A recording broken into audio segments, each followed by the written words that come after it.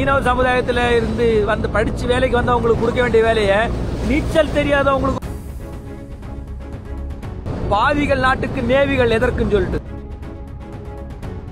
ஒரு மீனவ இறந்து போனா எதுக்காக அந்த நேவி வருவாங்க, எதுக்காக அந்த கடல் பாதுகாப்பு யாருமே வரமாட்டாங்க. இப்ப நம்ம விழிஞ்சோம் கப்பலார் பக்கத்துல வலைய பிடிச்சிட்டு கரைக்கு ஓடி போயிட்டு இருக்கோம். நான் போட்ல ரொம்ப ஆபத்தான பகுதி அந்நியத்துல நான் உட்கார்ந்துட்டு இருக்கேன்.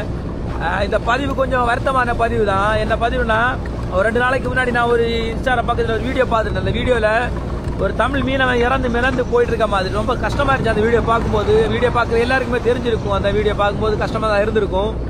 இந்த பதிவு அதை நோக்கி தான் நான் போட்டிருக்கேன். அதாவது ஒரு மீனவன் தண்ணியில இறந்து மிதந்து போயிட்டு இருக்கான். நாங்க தகவல் வந்துட்டு கரைக்கு கொடுத்தோம்னா கடல் பாதுகாப்பு படை, Indian cost card, Indian navy இவங்க எல்லாருமே சுத்த வேஸ்ட். அதாவது ஒரு கடல்ல ஒரு மீனவன் இறந்து மிதந்து போறானா அந்த மீனவனை எடுக்கக்கூடிய தகுதி ஒரு மீனவனுக்கு தான் இருக்குமே தவிர கடல்ல இருந்து கரையில இருந்து வரக்கூடிய எந்த அதிகாரிகளுக்குமே இருக்காது. அப்படி வந்தாலுமே கூட அவங்களுக்கு உறுதுணையா நிற்கக்கூடிய ஒரு மீனவன் தான் அந்த இறந்து போன மீனவனை தண்ணியில சாடி கரைக்கு எடுத்துட்டு கொண்டு போய் அவங்கள சேர்க்கிறத தவிர கரையில இருந்து வர எந்த அதிகாரியுமே தண்ணியில சாடி நீந்தி அந்த இறந்து போன மீனவனை எடுக்க மாட்டாங்க.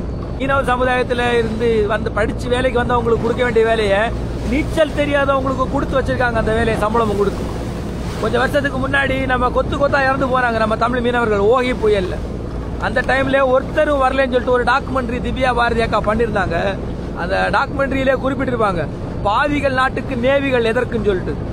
அது உண்மைதான். அதாவது ஒரு மீனவன் இறந்து போனா எதுக்காக அந்த நேவி வருவாங்க, எதுக்காக அந்த கடல் பாதுகாப்பு யாருமே வரமாட்டாங்க. அதே ஒரு கரையில ஒரு விபத்து நடந்து ஒரு மரணம் நடந்துச்சுன்னா ஒரு சில அதிகாரிகளும் சரிதான், ஒரு சில முதலமைச்சர்களும் சரி, அவங்க வீடு தேடி போய் அவங்களுக்கு ஆறுதல் சொல்லுவாங்க.